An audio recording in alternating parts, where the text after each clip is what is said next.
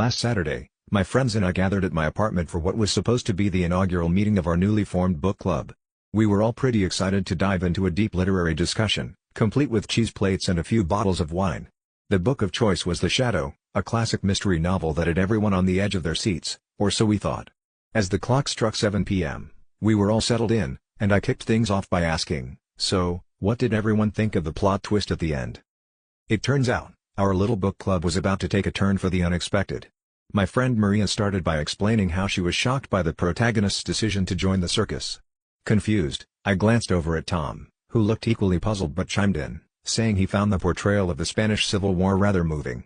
Meanwhile, Jenny was fiddling with her phone, searching for a quote about a vampire's existential crisis that she insisted was central to the story.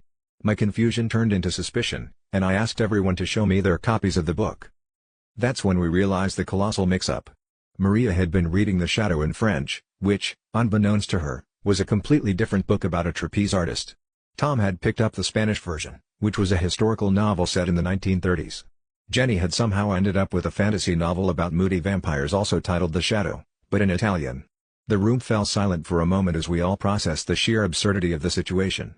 We burst into laughter, each of us trying to outdo the other with ridiculous theories about how the plotlines connected.